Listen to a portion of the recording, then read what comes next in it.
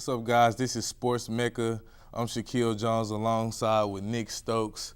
Welcome Nick Stokes to the show, man. Man, appreciate it, man. We got a rookie over here, man, but I got faith in you. I think you're going to do an awesome job. Thanks, man. I'm very happy to be here, actually, man. Yeah, man. Good luck, man. Anyway, let's get on to college football, guys. All right. We're going to start off with some Alabama and Tennessee. All right. It was just it's a hard loss for Tennessee, man. We really couldn't pull it out. I really don't like what we did this week, man. I really hope we can bounce back. What you think about that, Nick? Yeah, man. To be honest with you, Tennessee, I really expected us to go in there and give a little bit more fight than I thought. Well, than we had at hand. Yeah. Tennessee, I really expected us to go in there and give our all. Give our all for Tennessee. We do that every week, right? Yeah, let's check out some highlights. Yeah, let's check out some highlights. We got Josh Dobbs. He's going out of the pocket. I love how he works out the pocket, and he can pass or he can run, and that's like a good quality with him. But the story was really about Hurts, man. Yeah, Jalen Hurts, man. Hurts put the hurt on him. Yeah, he put the hurt on him. You know what I'm Man, saying? Dude had 3 rushing touchdowns against the defense today, man. Yesterday. Only 3 SEC quarterbacks have done that this year alone, and all of them have done it against Let's look Tennessee. at Alvin Kamara, man. I love seeing Alvin Kamara on special teams, man. He makes it happen. Yeah, he's going to make a play because he just has that fight in him, man. He's going to get that extra yard.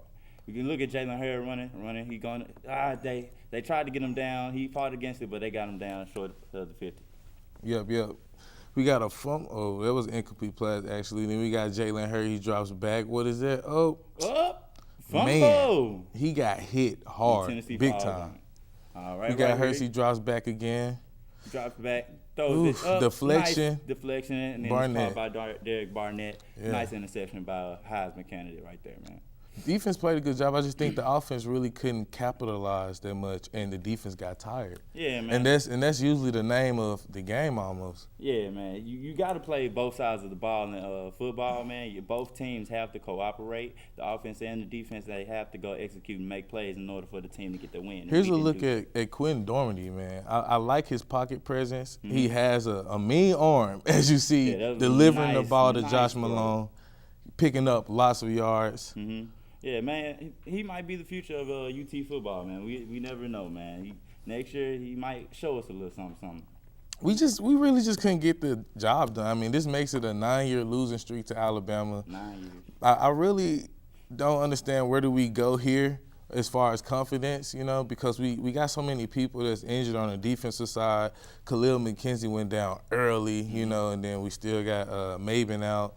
I mean, I just really don't know what we're going to do about the defensive side of things because they get wore down when the offense fails to make it happen and get some numbers up on the scoreboard. Mm-hmm. With that being said, you got the defense out there for a lot longer, a longer duration of time, and they're just worn out. And that's what I saw from the game overall. Yeah, and that's pretty much what it is, man.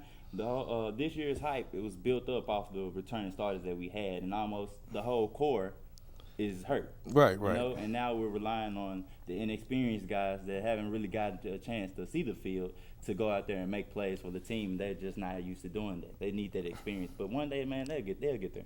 Let's move on. Let's get to Clemson, man. Clemson really made it happen. They're still undefeated somehow, man. I don't know how they did it, man. They pulled it off against NC State. Let's look at my man right here, Deshaun Watson. Oh, my God. I love that kid, man. It was a fumble. But this kid is awesome. I don't like how he started the game. Yeah, man, he's a very resilient guy. He got hurt on the play because he got hit so hard. But anyway, he was able to be resilient and get back out there. A lot of big-time plays from a lot of their players. A lot of players stepped up on Clemson's offense. You got DeMar Watson getting hit again real bad. Yeah, he got stuffed right there at the goal line, to be honest with you. He throws a pass to the end zone. It's called by the receiver. He gets that touchdown. He actually had a very nice game. Yeah, Deshaun Watson is – excuse me, I said DeMar Watson earlier. But Deshaun Watson, I mean, I love the guy. I really expect a lot of big things from him on the Heisman watch. I just like what he does, like how he just – look at that. He just split those big-time defensive linemen like it was nothing. Like, look at that Cam celebration. Did you see it? Got to get a little bit of that in there. He really does have what it takes, man. Look at this, though. Look at this. Look at this. This kick right here didn't make no sense. That was ridiculous, man. I'm tired of these kickers missing these field goals, man. They got to make. And NC State looked good the whole game. Like, you know, like, although you got things like that happen, man, leaping over, like, the line of scrimmage, even though things like that were happening, NC State was able to, like, keep, like, going, but they just failed to get that field goal. Yeah, they never took advantage of the opportunities that they had. With We got Finley dropping back for an interception. And that's how you win the game. That's Kinda pretty reminds ugly. me of Tennessee and Texas A&M. Yes. Right. Don't want to do it. No, we're not going to worry about that too much. Yeah, so basically NC State missed 3 field goals, including a 33-yard field goal. It was really bad, you know. They hadn't won in Death Valley since 2002. You know, it's just pretty bad, you know. But Clemson was able to just be resilient, and a lot of good play from Deshaun Watson, just a great game overall. Pretty much, man. Yeah, Let's definitely. Go ahead and move into Ohio State and Wisconsin then, man. Ohio State, Wisconsin. We had J.T. Barrett out of Ohio State making it happen. 226 yards with 1 touchdown and 1 interception. They won 30-23 following Barrett's overtime touchdown pass. So a lot of good looks from Barrett, and he's actually on the Heisman watch for later on in the show. What do you think about J.T. Barrett? Man, to be honest with you, if he keeps playing the way he's playing, you got to talk about him in the Heisman watch, man. He keeps making these plays. He keeps bringing Ohio State back, man. He keeps leading them to the promised land. To be honest with you, it's that simple. Like, if he keeps doing that, you gotta give him the attention that he deserves, man. Right, and then you got Wisconsin, man. They really hurt their playoff chances big time in this loss, man. Big time. The Buckeyes came in, averaged 53.2 points and 537 yards per game. You come in averaging numbers like that, I mean, I don't know how you stop a team with numbers like that. You know what I'm saying? Yeah, like, man, I don't know what type of defense you're going to have to really knock them down, but that's confidence and that's good play. Yeah, and you put those two things together, that's success any day. You really got to come bring your A game, especially when you play a fundamental powerhouse in the NCAA realm with Ohio State. You got to come ready to play, and their defense didn't appear to take over the game. You know, they wasn't ready to take over and do what they needed to do. And that's ultimately their failure right there. So let's move on to the Heisman watch. So basically, we were just talking about a lot of these names: Deshaun Watson and J.T. Barrett. And also, you got to look out for Louisville, Lamar Jackson. That's one of Malcolm's guys, but I'm more of a Deshaun Watson guy, you know. That's just me. What you think about that? What is one of your favorite players? To be honest with you, Lamar Jackson does have what it takes to win the Heisman. But Lamar Jackson. I got to give Deshaun Watson his props, man. Last week he had about 378 yards, threw for two touchdowns, and had an interception, but it's okay. It's okay, Deshaun. You keep playing, man. You had 75% of your passes completed. That's great accuracy for a college quarterback, right? Man. That's you keep good playing numbers. like that. It's all about the numbers. Back up there to that first place. Definitely. I mean, I like Deshaun Watson, man. I saw that footage from that game, how he just split through the tackle and the D end like that. Hey, he's gonna make the play when it counts. Big time guy. He hit the Cam Newton, man. I think he might just be the next Cam Newton in the making. Let's move on to UT volleyball, guys. They wrapped up a 2-0 weekend, defeating Arkansas and Ole Miss this past Friday. The freshman Sedona Hansen, she had a double-double with 49 assists and 13 digs. Like, that's tough right there. You don't get too much better than that. You know, they also had 4 Vols in the game, had at least 10 digs or 10 assists. So, like, everybody was, you know, like, making stats and just doing what they had to do to get the win basically the whole weekend. Yeah. And then we also got a little bit of UT soccer. Ariel Cooper, she sealed the deal to get the W against Kentucky. UT remains unbeaten over the last 4 games. How long do you think that streak can last? If they keep playing like that, man, they keep that chemistry going, as long as everybody's on the same page, they're going to win, man. All these sports, they're team sports for a reason. You got to be on the same page. If everyone plays together, they can keep going, man. All right, let's get to a commercial break. When we get back, we're going to be getting into some MLB, a little bit of WNBA Finals. Just stick with us. The Houston Student Health Center offers a variety of services for students, faculty, and staff of the university. Our full-service pharmacy is staffed with licensed pharmacists who are dedicated to the health and well-being of the UT community. Located on campus across from the Rock, the UT Student Health Center Pharmacy provides the same services offered at large retail chains at your convenience. We accept most insurance plans, so you'll be able to purchase the medication you need for an affordable price. At the University of Tennessee, your health is essential. So come by our pharmacy and remember, a healthy ball is a happy ball. Hey guys, and we are back. This is Sports Mecca. We're finna get into a little bit of MLB semifinals, man. All right, man, let's get into it then. All right, first we got the Dodgers defeating the Cubs, man. Big time win, man. It was the Clayton show.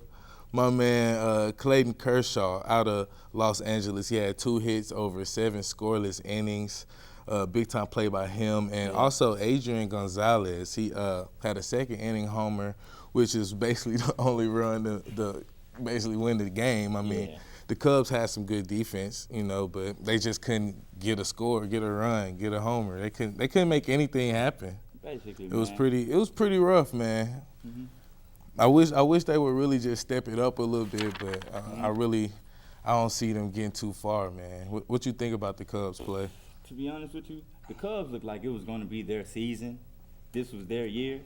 But I don't know after that game, man. I don't know. They honestly have to pull a couple of strings, get their confidence back together, come together and see what they did wrong last game and correct it this game in order for them to win. All right. Definitely. I'm a slight Dodgers fan. You know, I like LA a lot. I like a lot of LA teams. You know, I like the new Rams. So I like everything about them. Anyway, the Dodgers, I expect them to seal it and just move on to the World Series. I really got a lot of faith in them. I believe you too, man. Let's get on to the Indians. They defeated the Blue Jays 2-1. The Cleveland Indians lead 2-0. Cleveland had 2 early runs in the first 3 innings, and it was about Andrew Miller, man. He threw 2 perfect innings, struck out 5 of the 6 batters, like on the starting lineup. So that's kind of ridiculous. I think that's some pretty big numbers as far as pitching this clutch. I think that's 2 perfect innings at a time like this. Yeah, I think it's more so. Batters. Right. Like I think that's big time play from him. I think he's really the heart and soul of the Indians. I don't know what the Blue Jays are going to do about that, man. They got an easy win earlier in the series, but I really don't see them coming back from that because when you have a pitcher, when he gets clutch like that, he gets in that clutch rhythm of throwing the ball and striking people out, fastball, curveball, whatever, and he's just at the top of his game. That's really one of the most dangerous guys that you would want to have at the top of their games. I'm kind of scared for the Blue Jays. I don't know what they're gonna do to make that happen. They gonna have to pick it up for real. So who you got in the World Series between those 2 series? Who do you got coming out of those 2? I got the Dodgers. I got the Dodgers coming out over the Cubs, man, and the Indians, of course. I mean, how you just gonna steal all? You can't steal all my picks, man. Anyway, he stole all my picks. Let's move on to just NFL. We got NFL Week 6, man. We got the Saints defeating the Panthers 41-38. Drew Brees, man. Yeah, let's talk about that for a minute. Drew Brees, man. Drew Brees just picked apart the Carolina secondary.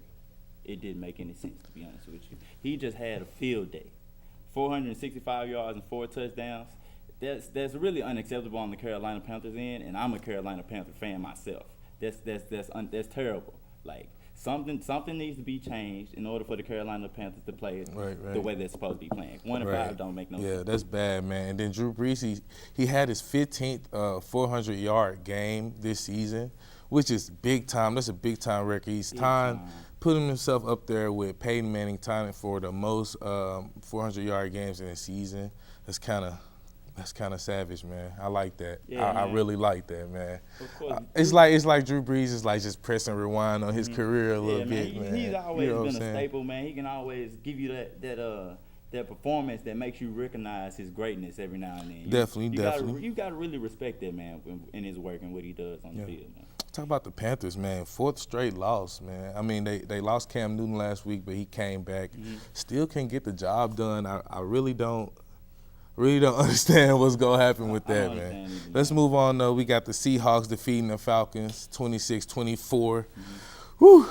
Man, my man Matt Ryan, he got hit 8 times, sacked 3 times in the first half, man. That's wild. That's wild. That's wild. Talk They about was that attacking Seahawks defense, man. Oh man, the Seahawks defense, man, they're still who they are, bro. They still have their same exact identity. As long as they play their way, they're gonna make some things happen this year. They're gonna make some things happen this year.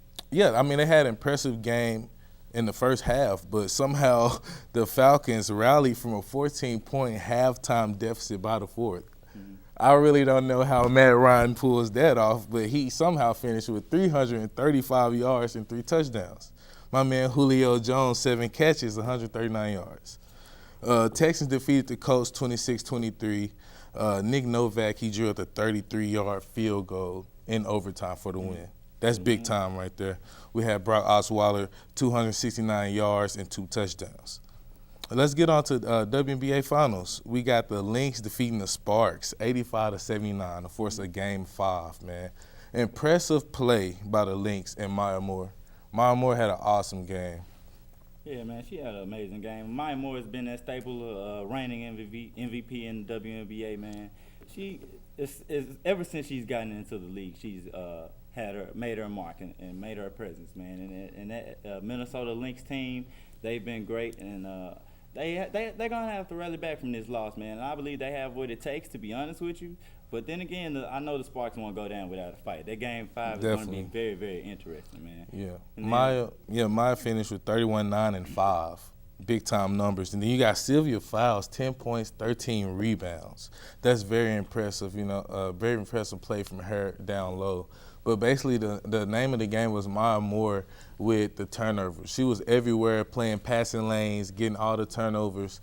The Sparks was passing the ball too much. And you can kind of see it a little bit on this play. They just couldn't stop passing the ball, trying to find an open pass. But ultimately, that was their failure, with the turnovers. Yeah, they kind of overdid passing the ball in that game, Right. I understand you want to make the play for your team and have everybody contribute, but somebody has to take action. I think this mainly comes from Candace Parker's poor stat line this game. She only had 14 points. Everybody was forced to kind of do things offensively, which is not a thing you want to do to your offense in basketball. You want to have your pieces getting the job done. Yeah. And that definitely didn't happen this game for the Sparks. Yeah, most definitely, man, because Candace Parker, man, she's basically the face of that team. Of course, she came straight out of Tennessee. Of course, we're going to be pulling for her. Yeah, I wanted to show up. I think she's going to do something great. I think she's going to do something great at that Game 5. She's going to show everybody why her name I don't know, man. I really don't know. I like the Lynx. I really like what the Lynx bring to the table. You got a player like Maya Moore. She's basically like Bron of the WNBA, man, putting up numbers like that, like effortlessly. So you know what I'm saying? So would you call Candace Parker like KD or something? She's a superstar, and she's a seasoned superstar, man. She got to put up the numbers. If she gonna make it happen for her team, she has to put up numbers. Agumike, she has to get all those rebounds. Sylvia Fowles out rebounding her a lot. I don't remember the number, but it was a lot. And they gotta get the rebounds. They were definitely out rebounded, and the turnovers were definitely too much. But let's get on to the NBA preseason, because that's my favorite time of the year. We get into NBA. Boston Celtics 4-1 as well as Golden State, Memphis, and Houston. What you think about the Blazers? Oh man, well the Blazers have kind of have the same core of talent on their team that they had last year. Didn't make too many changes last year. They got Damian Lillard leading the helm, as well as C.J. McCollum. They got a nice, healthy backcourt. If that backcourt can be elusive and make some things happen, they'll show some teams a few surprises this upcoming season. And we got a lot of new, younger teams that's making way in the NBA, like Milwaukee, Detroit, Sacramento. They're showing no signs of slowing down. Any favorite new teams? Oh, man, my favorite new team is the Timberwolves, to be honest with you. You got Zach LaVine. You got Andrew Wiggins, as well as you bring in rookie point guard out of Providence, Chris Dunn. Definitely. Man right there is going to be defensive hawk, man. Then you bring in a defensive-minded coach like Tom Thibodeau. Right, and you right. get all those athletic young players to play defense. Right. They're going to be scary in about 3 years, bro. Definitely. Give it a little time. Give it a little time. Feel the same way about the Lakers. Oh, yeah. Hey, we gonna come back with a little bit of college. My man Jacob is gonna be coming to us with a stand-up, and he's gonna do a little bit of pick'em. So stay tuned. This is Sports Mecca. The UT Student Health Center offers a variety of services for students, faculty, and staff of the university. Our full-service pharmacy is staffed with licensed pharmacists who are dedicated to the health and well-being of the UT community. Located on campus across from the Rock, the UT Student Health Center Pharmacy provides the same services offered at large retail chains at your convenience. We accept most insurance plans, so you will be able to purchase the medication you need for an affordable price. At the University of Tennessee, your health is essential. So come by our pharmacy and remember, a healthy vol is a happy vol. All right, guys, welcome back to Sports Mecca. All right, we have someone new joining the desk with me today. We got Jacob Botter. It's good to be here. Nice having you, man. Appreciate it. All right, man. You got a little something for us about college football in their non-major or with the mid-major non-Power 5 teams, man. Tell us a little something about it, man. So, Power Conference teams, as we all know, they typically dominate the FBS landscape. But each season, there always seems to be a handful of mid-major teams capable of changing everything up. Think like Boise State's mini dynasty with Kellen Moore over the back half of the 2000s. Today, the best team from the Group of Five, which is the AAC, Conference USA, the MAC, the Mountain West, and the Sun Belt, is guaranteed a spot in a BCS bowl game. And this year, the top of Group 5 team is clear-cut. It's Houston, who after Week 8 sits at 11 in the AP poll with a record of 6-1. But we know Houston's not invincible. We watched them lose to Navy 2 weekends ago, and they still have a November game versus one of the best teams in the country in Louisville. So if Houston slips up, who could take their place as the mid-major representative in a BCS bowl game? Well, it could be a team that's already slipped up this year against a Power 5 school but has the strength to go undefeated from here on out in interconference play. For example, a team like Appalachian State, they sit at 4-2 today with losses to two good teams in Tennessee and Miami. Assuming they can power through the rest of the Sun Belt, a 10-2 App State team can make some noise come bowl season. But still, that won't be easy with the game against a really good Georgia Southern team coming up. And even at 10-2, App State making a BCS bowl game is probably impossible. Honestly, the only other two teams I can see winning the spot other than Houston are a pair of Broncos teams, and that's Western Michigan and Boise State. Boise State is the better of the two teams. They're currently 6-0 overall, 3-0 in the Mountain West, and 14 in the AP poll. And they've already beaten two Pac-12 teams in Washington State and Oregon State this season.